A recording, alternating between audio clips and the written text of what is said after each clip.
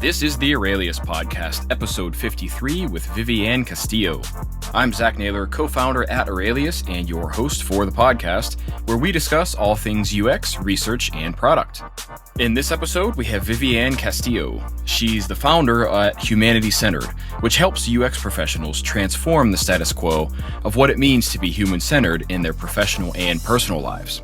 She's also an accomplished author and speaker, having been featured in publications like Slate, Fortune, Fast Company, and the Huffington Post.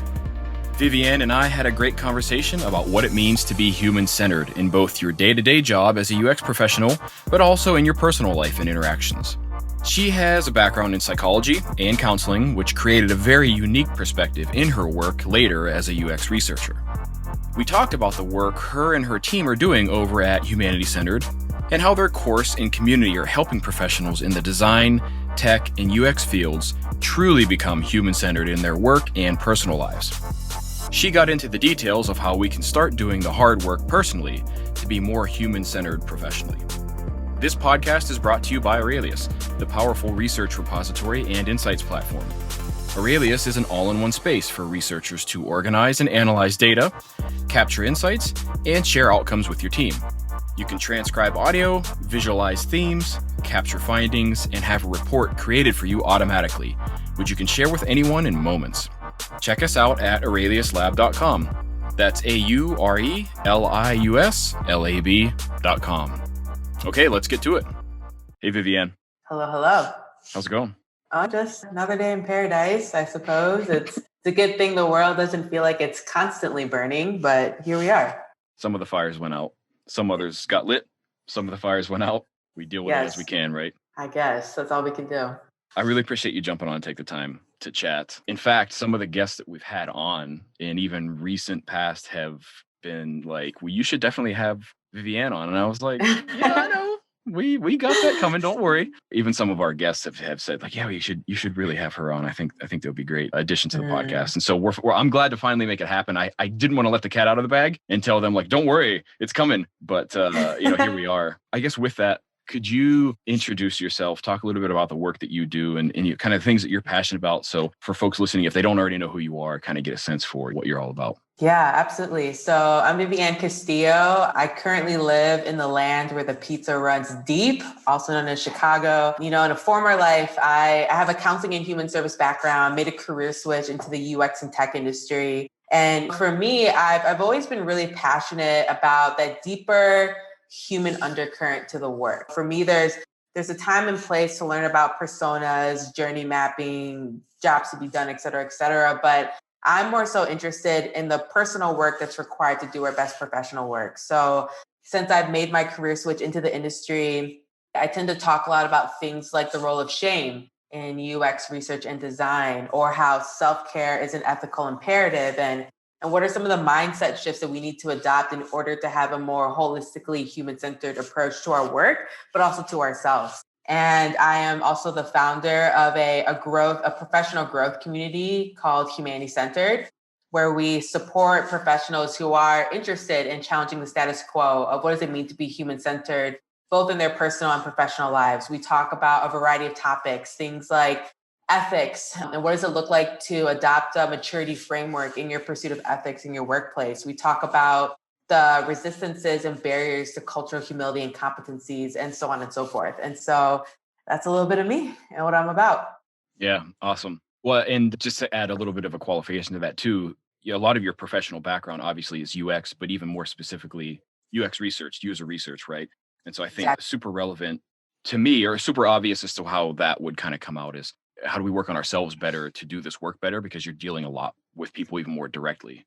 Exactly. And, in my previous corporate position, I was a researcher and innovation consultant. So I worked primarily with C-level executives of the company's largest customers and helping them to think about how to leverage research in a way that then allows them to have a more holistically human-centered approach to business development and design and strategy. And because of my background in counseling and human services, I was often looped into conversations with executives about the things that get in the way of innovation. So things like fear of failure or shame, and really just leveraging and bridging what I know of UX research, what I know from the counseling human service space in order to help these executives approach old problems in new ways.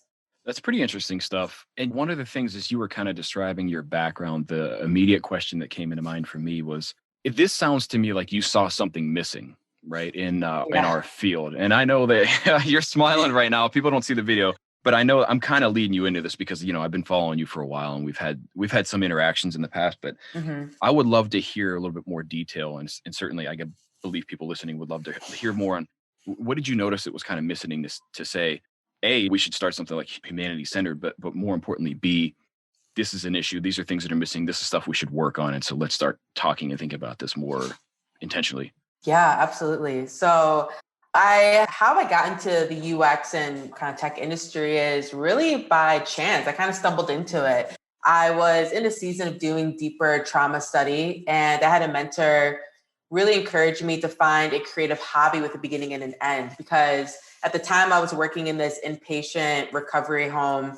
And, when it comes to counseling, you never finish something. Like, the door is always revolving. And he was just encouraging me to find a creative hobby that had a beginning and an end as a sort of a therapeutic practice into my self-care. And at the time I was living on the East Coast, I thought it'd be really cool to bond with my dad, who is in Chicago, about software engineering because he was a developer. So thought it would be neat for me to learn about code and have us have these like long distance father-daughter nerd dates about that. And as I was doing more research into that, learned about programs that were teaching about UX design and specifically UX research, and was really excited at this idea of like, wow, here's this thing where I can bridge my love for people with technology and business, which had always been something I was passionate about. I, at some point, decided to make a career switch and go all in. And during that journey ended up receiving a scholarship to attend the O'Reilly Design Conference in San Francisco. Super excited to go. Lots of heads of design and research were going to be there from these large companies like Instagram, Facebook, Microsoft, et cetera, et cetera. Super pumped to hear about them talk about diversity, equity, inclusion, being human-centered, being, empathetic, especially coming from a counseling background. And I remember at the end of this conference, just kind of sitting on my hotel bed and being like, wow, this is bullshit. Just hearing how these companies were talking about being human-centered and being empathetic. And really for me, there's this fine line between pity and empathy. And when you design solutions based out of pity, which isn't really a sustainable motivator, a sustainable output, you increase the chances of causing harm.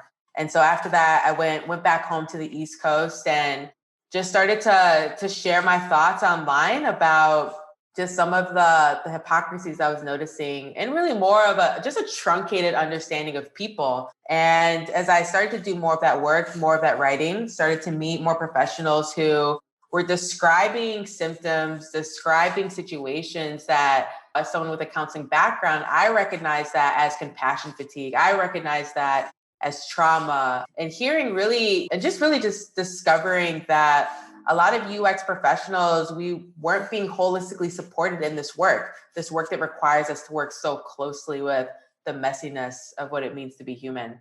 That's awesome. I appreciate the background. The quote you kind of gave there, which that's huge to me. There's a fine line between pity and empathy is just Mm. that's something in and of itself, right? And we can dig into that. But one of the things that I kind of was hoping to share, you could share more detail on. You don't got to name names or anything, right? But like you saw this and we're like, this is bullshit. Well, like we're not talking about this the right way.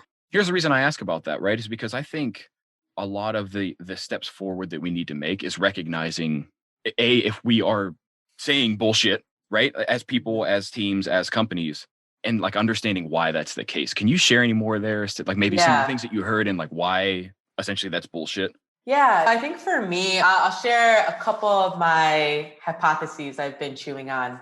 So I feel like in the last few years or so, we've noticed this spike, this interest in things like ethics and diversity, equity, and inclusion in design. My theory as to why that is we now have 4 generations in the workplace. When you think a lot about that first wave of UX leaders, first, second wave of UX leaders, a lot of them are white. A lot of them are able-bodied. And a lot of them tend to fall in the generations of baby boomers and Gen X. And so I think with that comes an interesting perspective on the way that we see people. I think that a lot of the leaders come from very privileged points of view. So that also plays a role in kind of like that initial foundation of how UX and design and how we talk about how it was built. But also, to their credit, that first wave or two of UX leaders were really just trying to prove relevance when it came to UX and the need for UX best practices and teams and so on and so forth. And so now we have these 4 generations in the workforce. You have also Gen Z millennials who tend to be, we're more diverse generations. We are more comfortable having some of these conversations in the workplace, whereas with older generations, there was often this mindset, this notion of, oh, you don't really talk about this. It's inappropriate. It's too political, et cetera, et cetera. And so now what I believe is we are needing to shift from this pursuit of relevance to a desire for maturity. And so now what you have is, again, you have these 4 generations in the workforce. You have this, group of leaders who've been able to rise to this level of expertise, this level of recognition without having to develop any of the competencies or expertise in things like diversity, equity, and inclusion. How do you have a more ethical approach to your work? Because when you're part of the majority, you're not always thinking about ways of not causing harm to people. Whereas if you are from marginalized or minority communities, you're constantly aware of that. And so I think that plays a huge factor into what I sense is really immaturity when it comes to understanding what does it mean to be human-centered. And the last thing that I'll say is, I think that UX, I think we're a younger industry. And I think we have done a huge disservice to our community by not learning from other industries, other areas of study that have been engaging in human-centered work for far much longer than us. And with that comes a lack of support. With that comes a lack of understanding about just the ways that we work with people and some of our ethical responsibilities, and even just awareness of how we can cause harm. Yeah, that's really interesting. And the way you were describing how UX kind of came up and came to be, it almost reminded me of just like Maslow's hierarchy kind of thing, right? Like the first things everybody was trying to do in the UX was survive. It was, inside an organization, improve, as you said, its relevance or its value. And now you've come to this, not you specifically, but like we have come to this point where it's like, well, some of the stuff we were doing it's not all good. It's not all like comprehensive in terms of thinking across the board of the people we impact and the people we serve. And so that's just kind of what popped into my mind as you were describing it, as like we've now kind of come up that hierarchy, and there's a lot of influence and ability to be looking at this and being a lot more mindful of the kind of things that we build and we put out into the world, not just is it successful for the business or not, right? Yeah. And for me, I think one of the reasons, again, why we're becoming more mindful of it is because we have younger and more diverse generations who are entering the workforce and who are like, how come we aren't talking about these things? And to be honest, and again, I think I'm probably known for being a little bit more frank and to the point, but I kind of operate out of this belief that I do think that there is a group of UX leaders who just aren't equipped to lead us in this area of maturity when it comes to being equitable, when it comes to being inclusive.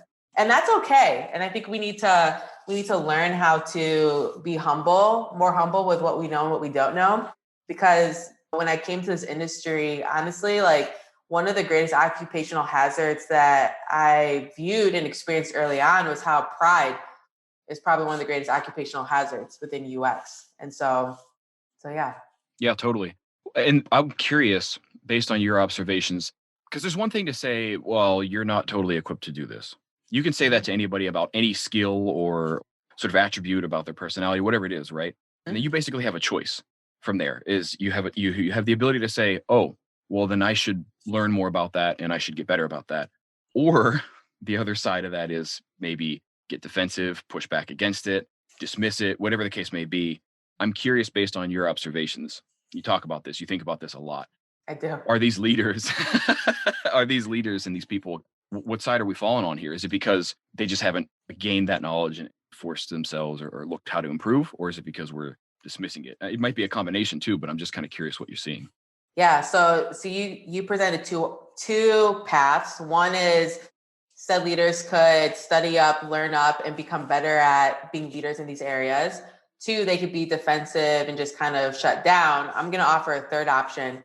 And I think that third option is for those leaders to not waste their privilege and to instead leverage it on behalf of others and lifting up other voices that do come from more diverse experiences and backgrounds so that they can help move the industry towards maturity. And I get it. Like, I think what this ends up doing is it brings about a larger conversation around power and influence. I understand that I think deep down, we all have a desire to be relevant. But I think when it comes to maturity, I think that these leaders do have an amazing opportunity to leverage their platform to lift others up to speak on topics that they aren't equipped to deal with. So, for example, if one of these leaders is not known to be an expert or a voice in the diversity, equity, and inclusion space, should they be a coach at a conference where they're coaching speakers who are speaking on topics related to diversity, equity, and inclusion? Should they position themselves as a leader in that space and take up speaking opportunities, presentation opportunities that other people are way more qualified for? No, they shouldn't.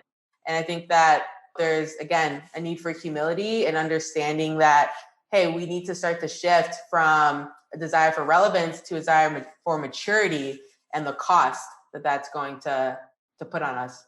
That makes a ton of sense. As you talk about that too, we're kind of talking at like a macro level right now, right? Where there's across the industry, there's things that we can think about. I think we can all hold each other accountable to.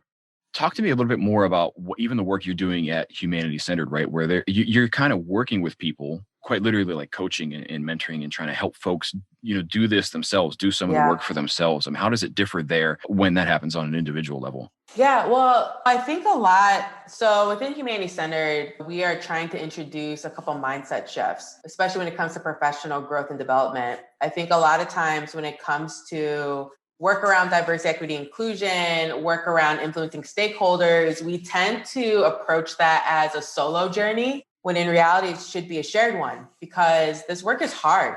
This work can be discouraging. And so for us, we're really interested in building a community of folks who are interested in doing this work, who want space to fail, want space to mess up, and yet can be encouraged and supported through that.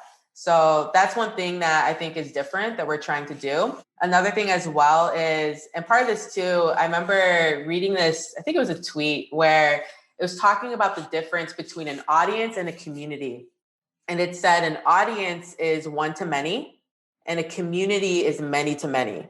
And when I look at the UX industry and community, I see a lot of the audience mindset and the audience point of view of, hey, here is one said leader, everyone listen, adopt their gospel and spread it forth. But for us, we're interested in creating spaces and moments of connection where we can learn from each other, where we can sharpen each other. And so even within the community, we have something called member share outs, where we have folks in the community share about things that they're experimenting with within their workplace or an idea that they've been grappling with that has influenced their approach to their personal and professional development, and then we break out into small group discussions and we kind of grapple with those ideas together. Another example is we're having a spontaneous group discussion next week where we're going to be talking about, what's the difference between reforming some of these systems that lead to inequity and injustice versus dismantling them? What does that mean to us? What does that look in our work and also our personal lives? And so trying to create these many to many moments and really kind of equal out some of those power dynamics. So again, we can more as a community move towards maturity versus this individualistic pursuit of relevance. That's awesome. The one thing I really appreciated, really, really well said, is how you draw the distinction between audience and community. That was really, really well said. And it's interesting too, because I don't consider myself a gray beard in the industry or anything yet, but I've been around in like early UX Twitter days, and I remember what it was, and it certainly was kind of almost the former, right? And I have absolutely seen a big shift where there's, at least lately, I don't know that I've been paying any attention to it anywhere near as acutely as I think you probably have, but I've definitely noticed a big shift of the whole more many to many now. And I've even seen some pretty good progress on that in conferences, because it used to be, And this was one of my biggest beefs, which is why I stopped going to conferences for a long while, several years ago. It was a lot of the same people talking about a lot of the same things. And it was like, well, we've heard this talk. This one's different. It has new slides or whatever, but it's essentially the same thing. And I'm kind of seeing that. So I just kind of wanted to, note that as really well said there and really well articulated, because I hadn't considered it that way. But I also wanted to ask you, as you were talking about that, and what you're trying to do with Hmnty Cntrd, are you finding leaders, people who have the power to really push us forward, coming to Hmnty Cntrd, wanting to be part of that community, not an audience, and then, why or why not? Yeah, that's a great question. And before I jump into that, I want to address something that you said earlier. I mean, the one to many and the many to many thing, I didn't create that idea. It was something I saw somewhere in the Twitterverse and was super inspired by that. But again, I've worked in the innovation consulting space. So I know the power of having those many to many moments. I know that breathes creativity and innovation into approaching old problems in new ways. And so that's something we're trying to replicate on a community scale. And when it comes to leaders, I mean, when I look at Hmnty Cntrd and who's been a part of it, I mean, we have folks who are literally still in college, or they're doing a boot camp or some short-term intensive program, all the way to well-known industry leaders that are in our field. So some of them have publicly endorsed Hmnty Cntrd in their experience with it. Folks Andy Young or Jared Spool. We also have folks who are maybe in what I would say UX adjacent industries. So we have journalists, we have folks who have their master's in public health, we have some nurses in there, and even some educators. So we kind of run the gamut. And I think that's what makes this space really unique and special, is you have people who are in different points of their career, but really at the end of the day is this desire to learn and to grow, both personally and professionally. That's super cool. I didn't actually realize that the sort of the roster or the enrollment was so diverse in that way in terms of professional diversity. That's really interesting. I'm curious, as folks come to Hmnty Cntrd, I mean, what do you feel like the biggest thing they're looking for is? Like, what's the biggest question, or the most common thing that they want to work on, or they're hoping Hmnty Cntrd can help with? Yeah, I mean, I do think in general people, so I'll say this. As a therapist, you have people who come to you and they have a presenting problem. And more times than not, that's not the actual problem or the thing that they want support in. So I think a lot of times we have folks come to Hmnty Cntrd and they're coming with questions. How do I be more intentional in creating accessible experiences? How do I have a more equitable approach to the research recruiting process? So I think a lot of folks come to Hmnty Cntrd with those types of questions and thoughts and so on and so forth. But I think what we're noticing, and we do a lot of internal research to see what are the deeper topics and things that people want support in so that we can then provide said support, is really a lot of people are coming to Hmnty Cntrd because they're wanting support in how do I navigate profit-driven capitalistic systems? How do I navigate these incredibly political power dynamics that happen in corporate settings? How do I heal from workplace trauma and understand the way that impacts the way I collaborate with people and the way that I interpret other folks and their intentions on my team? And so really what we're noticing is, yes, they want support in doing these very practical things that influence their practice as a UX professional, but they want help removing the barriers, the resistances, the things that cause harm from working in capitalistic settings so that they can do that other work well.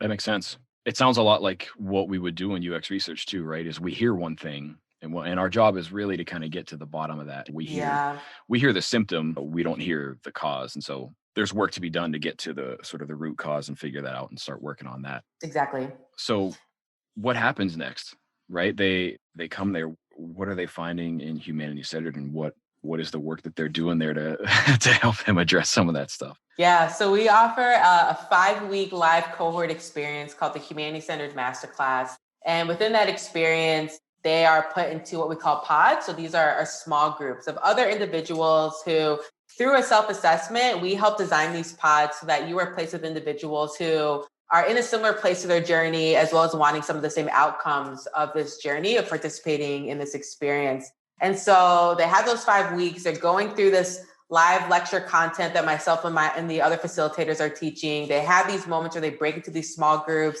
to unpack some of that work. They have these different homework assignments that, play within that line of personal growth as well as professional growth. And then after they are done with this 5-week live dynamic experience, they then have access to the Hmnty Cntrd community. And within that community, each month we have a different theme. Those themes are influenced from research that we've done with the community about areas where they want deeper dives into, areas where they want more support in. And within those months, typically we have a theme. We have a couple member share outs that are sharing. These are folks in the community who are just sharing back their work and we're discussing it. So again, these many to many moments. We have these random meetup groups for other members to meet with each other where we'll talk about a topic. We're training and giving people tools on even just mindfulness and how to ground yourself when you're feeling anxious, how to be more aware of yourself and what you're bringing into this work. We bring a variety of guest webinar speakers to help us understand and unpack what does it mean to be more holistically human-centered in our work? How do we influence? How do we navigate these capitalistic systems? We've had speakers like Ellen McGirt, who is an award-winning journalist, writes the column Race Ahead at Fortune. She's also a member of Hmnty Cntrd.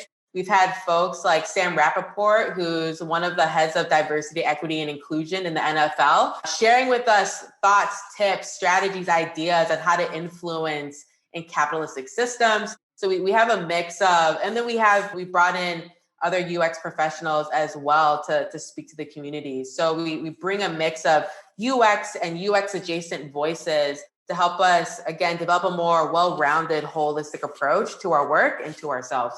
That's awesome. That's really, really cool, especially to hear, just like some of the folks that you have speaking there. Really practicing what you're saying you want to bring into the world is like, well, we don't just have UX or design leader type folks or, people in that industry talking about this. We're really trying to do 360 and bring everybody in. Although I am curious, because most of the people listening to our show, I would imagine are in UX research, product management, kind of digital world in some way. Mm-hmm. What's the bullet list for them, right? What you're finding, because you've come from UX research. And so you're clearly the expert on this. And so it's, if somebody were to come to you and just go, man, look, I'm trying to figure out how to do this well. What do you say to people? What's the bullet list, the checklist of here's at least how you get started and start doing this a little bit better in our field specifically? When you say doing this better, just kind of working on yourself, because I know a lot of things you talk about too is like self-care and then also being mindful about this. What would that checklist be? It's just if somebody only had an hour to listen to a podcast and at least get some tips from the expert, what would you say to them? Well, I'll share this gem that my therapist shared with me. I am obviously pro therapy. My therapist is great. And I remember one day she asked me, who is Vivianne outside of what she can produce? And I was like, what? And I think that's a really great question for people to start thinking about. It's like, who are you outside of what you can produce? And really what that question does is it starts to pick a little bit at that tension between who you are as a person and who you are in relationship to your work. And I think that's really helpful because I think a lot of us tend to tie our value into work, our value into the, set impact we're having in our work. And I think that is a really good place to start to understand where you are grounded in doing this work. The other thing that I encourage people to do is just to take personal inventory. What are the things that maybe brought light to you and excitement to you in the beginning of your career that isn't necessarily doing that now? What does your self-care regimen, if at all, look like? How has that changed over time? What are your stress and anxiety triggers within work? And again, these are questions just to draw a greater sense of awareness of what you're bringing into this work, how you're relating to people in this work, because until you can't really understand how you relate to people until you have a deeper understanding of how you relate to yourself. The other thing that I encourage people to do as well is to think about ways that we have made compromises in our work life and in the organizations that we work for. And again, I think to some point, we all have to do that. But I think for some, it's probably caused a lot more harm or a lot more discouragement than they maybe had anticipated. Because for me, what I'm really interested in, what Hmnty Cntrd is interested in, is how do we support UX professionals, folks in tech, in a way where they can do this work in these capitalistic settings and not lose themselves. It's really hard to do, especially when we are being tasked with being human-centered, with advocating for folks in these systems that, if we're being honest, don't fully want you and us to acknowledge our humanity. That might not be the hottest selling point of working in these corporations, but I think once we start to get honest about the systems that we're working in, we can start to get more clear on how we need support, ways that we haven't been supported, and changes in our boundaries and in our approach to work and ourselves that we need to make. There's a lot you just shared there, several like really, really insightful points. I kind of want to go back and summarize a couple of them if I can, just for folks listening. So the first one being, as you talk with your therapist, the question you got is, who are you that's not attached to what your outcome is or what you produce at work? Yeah. Is really huge. I mean, honestly, just to consider how many people have actually stopped to ask themselves that recently. Yeah. And I can imagine just seeing how you responded to that, knowing that you think about this a lot, that's got to feel pretty difficult to answer sometimes, right? Even if you do this, if you think about this a lot. So that's the first one. And the second one being kind of recognizing your role and where we are. Yeah. I think being real about that. And again, it's one of the things that I too had for a long time I kind of had a real problem with, especially sort of towards where UX went. I think we're coming out of this curve, but for a long while there, I saw it becoming essentially the next industrial revolution, except in design. Everything was about sort of operationalizing design and how can we do it more efficiently and at greater scale with this quality. But there was less questions about, are we doing the right things? Are we doing the right things for the right people and stuff like that? And so looking at that system at the very least and going, I think there should be more to this. Maybe that we're not talking about. And then, checking in with yourself and looking at places where maybe you didn't like that before, I think is the third one for me, at least because there's nothing you can do about that, but what it can do, it sounds to what you're suggesting, is help you identify moving forward. Exactly. Places that you can be more mindful today, tomorrow. There's nothing you can do about it in the past, but it'll help you recognize that going forward. Yeah. And I think a part of this work that I've been doing, I think part of hearing what the community has expressed, what they want and need, is it's one of the reasons why we're actually creating a new self-paced course called Healing Conversations, a guide to overcoming unspoken hardships in the workplace. This course is going to be done in partnership with a licensed therapist by the name of Jarrell. He works for his practice called Viva Wellness. And inside this course, we're going to be talking and unpacking things like overcoming the pervasiveness and pain of moral injury in the workplace. Now, if you aren't familiar with moral injury is the psychological and emotional harm that comes from working in systems, in environments that violate your values or your conscience. I think a lot of people tend to, but even though people may think that they're experiencing symptoms of burnout, they're probably experiencing more so symptoms of moral injury. We'll be talking about in this course, moving towards a trauma-informed workplace, unpacking unspoken conversations on diversity, equity, inclusion. So things like performative allyship and gaslighting cultures, and how does that influence the way that we relate to each other, developing greater self-awareness and embracing empathy in our work, and so on and so forth. And I think for me, I've recently exited out of corporate America. And I think one of the things that came from that was actually before that, I actually took some time off from corporate America. I took a little bit of leave because I needed to heal and I needed to rest. And one of the greatest things that I got from my leave was clarity about what I'm passionate about, clarity about who I am outside of what I can produce. But really, I got a taste of what it was to operate out of freedom instead of fear. And I came to more clarity around my desire to help people in UX and in tech who are unhealed. I just feel like there's so many of us who are hurting, so many of us who have had really traumatic, unhelpful workplace experiences, so many of us who come into this industry wanting to help, wanting to change, wanting to support things for the better, and being stomped on, being dismissed. And so there's just so much unhealedness, if that's a word, that's in the industry. And Hmnty Cntrd wants to be a space where not only you can start to heal and recover from that, but where you can flourish. And I love that idea of, man, like, what would it look like? What would it look like if instead of surviving our workplaces, we were able to really flourish? And that excites me, and that gets me going every day.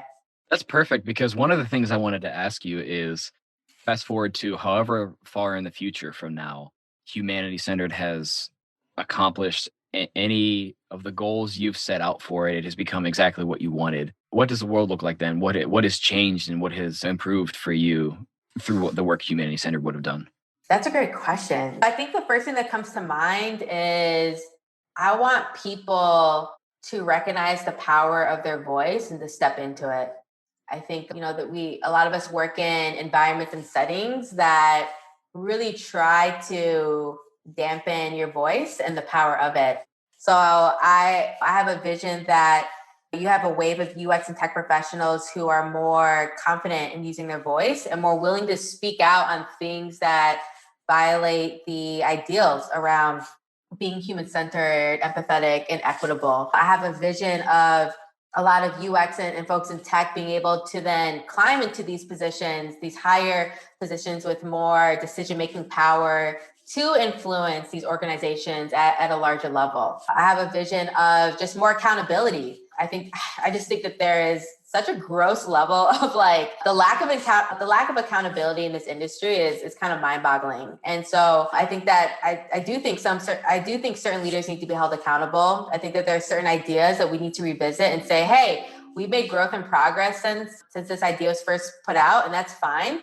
But let's move on and start adopting that progress instead of holding on to what we think is going to make us relevant. I have a vision for just a new wave of voices who represent the communities and societies that we're trying to serve. When people think about UX leaders and they name off the first 5 that come to mind, that they're not all folks in the majority. Like, that's the dream. And so I'm excited to support those professionals within Hmnty Cntrd and to support them on their educational, professional, and personal growth journey. I am so happy that I asked that and I got to watch you answer it. And I feel really bad that we don't show video on this, because I just have to say, as you were answering that, I really wish people could kind of see your reaction and how excited you were about that. Unfortunately, It's only audio, but I just have to kind of vouch for everybody to say, like, it's really cool to hear you talk about your mission and what you want to do. I do want to bring it back to the one part about accountability. I'd love to hear a little bit more about that. Just kind of, what's the nitty gritty there? What's the details? Because I feel like a lot of us, it doesn't matter who you are and how much you're trying to be mindful about this stuff. Accountability to me is it's kind of a big deal. And I was just curious if you could share some more detail, kind of what you have in the back of your mind on that. Yeah. I mean, the first thing that comes to mind is design Twitter. What a trash fire. Like, just a trash fire is design Twitter. And I think really when we talk about design Twitter, most of us are actually talking about like 10 people, like the same 10 people who, debate the same frivolous things. So I think part of that accountability is not fanning those flames. If people want to spout off the same debates of should designers code, like, why?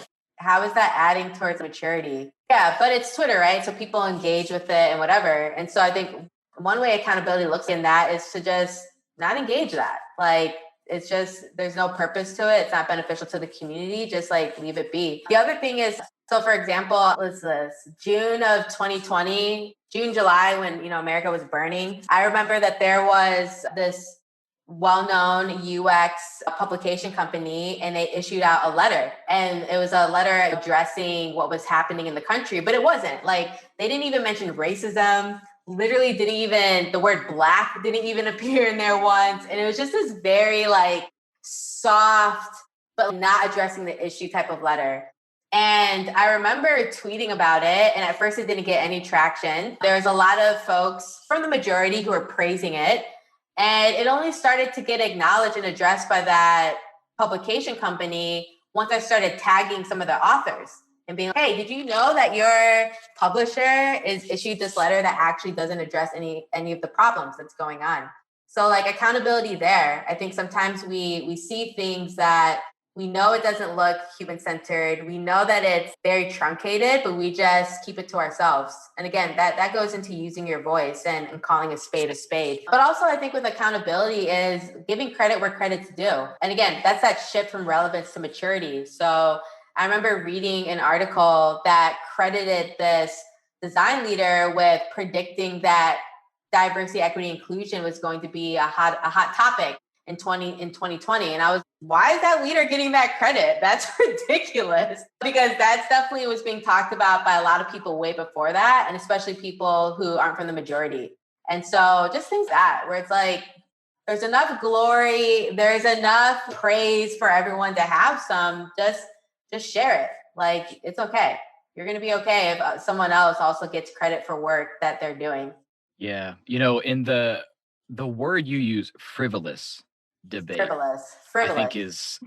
I think is no better way to describe that and kind of what goes on in some of that. And I have yet to really understand why that's the case. And I have seen it change. And speaking of credit, I have to say, give credit to you and a number of other people who I sort of follow. And I see kind of pushing that to kind of refocus us on, let's talk about things that actually can help. But, you know, I just feel there's so many things that go into why those frivolous debates occur. But I'm really, the way, that's the best way of saying it's frivolous. So it's if you're in a place where you've got everything else sorted out and you're looking for something to talk about, then let's debate on whether or not designers should code.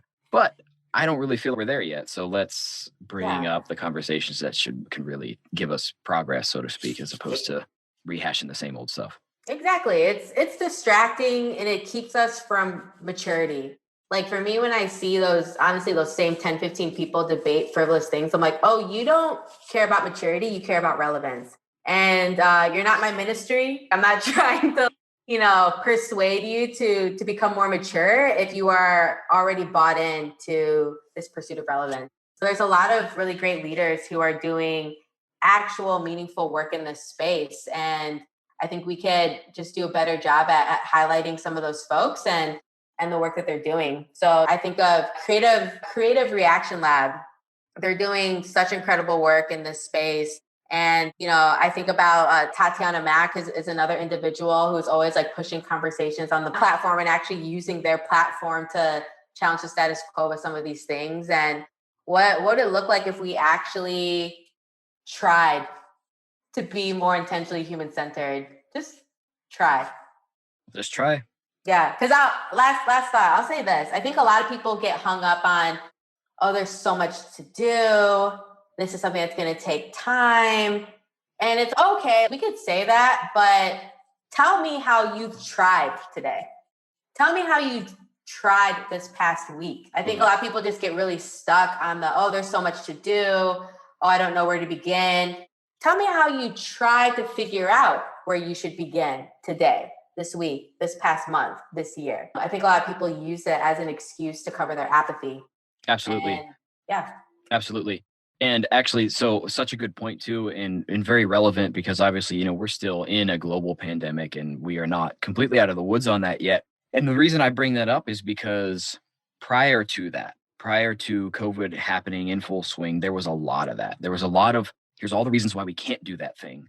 And in my opinion, of all the tragedy that COVID has caused, right, there's a lot of good that will and actually has already come out of that because it's forced people to think differently. And rather than come up with all the reasons why something can't happen or why it's too hard or this or that, it has caused a shift in thinking from people like, let's find all the ways in which we can do that, or at least try some of the things. I have seen some of that. And I really, the silver lining to all this is I'm encouraged that even some people I know personally, I have seen a shift in their mindset, which suggests to me that people are willing to think a little bit differently moving forward as to, well, it's not all just what's too hard, or here's the reasons why not, or it's going to take a lot of time. They're starting to be more opportunity minded, possibility minded, as opposed to being comfortable. And someone we had on the podcast recently mentioned, specifically relevant to this topic, that there is no change, there is no progress without discomfort. And I feel a lot of people are willing to acknowledge and work through that. It was actually Timothy Bardlavens who said that. Yeah, I love him. It was an amazing thing he said that I would be interested in hearing somebody try and debate that, but it's extremely true. You Oh, can't, for there, sure. there will be no change without discomfort. That's for the better or the worse, by the way. But Yeah. we say we want it to be better. There's no change without discomfort. And so I think a lot of people are starting to at least see that. We've got work to do, but Yeah, I mean, Timothy and I were having that conversation. It was like a few weeks or so ago about like the reality is people say they want more diverse and equitable, experiences. They want to be part of creating that. They want to be part of that change. What people aren't asking is, how much am I willing to suffer to see that be a reality? Like I get it. It's not like a way to win over the masses, but you want to talk about change at like a system infrastructural level. How willing are you going to be to suffer for it? How willing are you going to be to push back in that meeting when you see that same person constantly being disrespected? How willing are you to say no to a decision that you know is going to cause harm and have to potentially deal with the consequences of that in your workplace setting because you said no? How willing are you to challenge friends, family, and their ideologies outside of the workplace because you know that you're able to understand the impact that has on experiences within the workplace? And so, yeah, I 100% agree. And I think when it comes to 2020 and this pandemic, I think that for folks in the majority specifically, there came this realization of you can no longer dichotomize the personal from the professional. Folks who are marginalized minorities, as a Black woman in corporate America, like I've always known that I cannot dichotomize my personal life from my professional life. Like it bleeds over. But I think what 2020 did was it showed people like, oh, like if someone is experiencing suffering, oppression, injustice outside of the workplace, that impacts the workplace. And so you have this pandemic that made people realize like, oh, like you can't dichotomize the two. And it made people more aware. My greatest concern though, specifically for folks in the majority, is empathetic endurance. In June and July, we saw a lot of book clubs. We saw a lot of shallow promises from corporations. We stand with X community that is experiencing violence at the hands of white supremacy, although they wouldn't say white supremacy. So we saw a lot of that in June and July. And right now, I kind of want to be like, oh, how are y'all still in those book clubs? How's taking initiative over your own learning journey still going? Is that still a thing? Or is it just, it's not a hot topic anymore? Like what's happening? So yeah. yeah. Well, and kind of getting back to your point, tell me what you've tried. Even more relevant to the point we were just discussing, show me the discomfort you've gone through. Because it's nice to talk about this. It's nice to, listen, I will not acknowledge that recognizing is a good first step. And so I think we have seen a little bit more of that at scale. But yeah, it's like, show me what you've done, show me what you've tried, show me where the discomfort was and sort of what came out of that for sure. Yeah. I mean, I think a lot of people love to jump to Martin Luther King Jr. quotes, things like that, talk about John Lewis, these other civil rights leaders. Those people suffered for change. Are you willing to? And I think that's the real question that, especially within UX and design, that we need to ask ourselves. Are you willing to suffer to advance more equitable, inclusive experiences? Completely. Awesome. I'm looking at the time and I realize I got to be respectful of that for you. I know that we can chat a whole lot more about this, but I have to be respectful of your time. I appreciate it. Here's one thing I do though. With every guest, I say, if I got hit by a bus or I developed temporary amnesia and somebody came up to you and said, well, what was that conversation all about? How would you summarize the podcast? How would you answer that to somebody? This podcast is about doing and beginning the personal work that's required to do your best professional work. It's about counting the cost of what does it actually mean to advance more inclusive and equitable experiences within the workplace and the rest of society. Awesome. Well, like I said, I've really enjoyed the conversation and I really appreciate you coming on. I do want to ask too, is there anything that you want to share with folks that we didn't specifically talk about in the episode? Yeah, I'll say, we're recording this right now. It's almost end of April. We do have our May cohort coming up.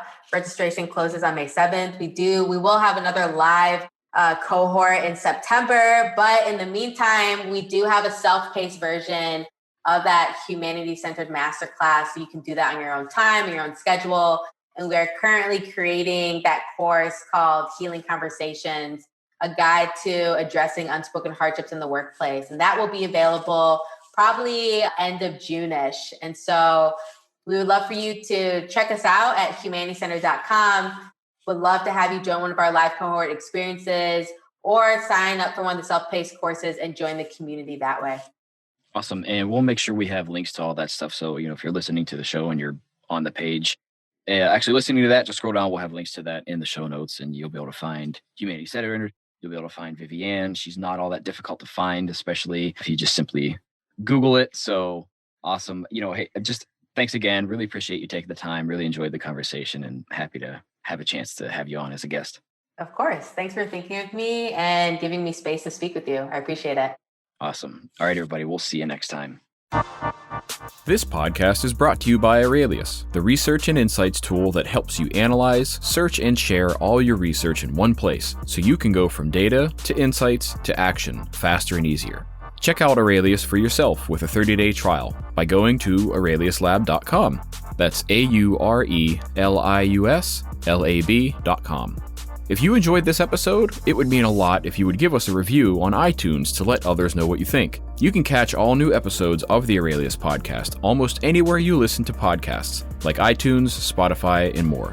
Stay up to date when new episodes come out by signing up for our email updates on our website.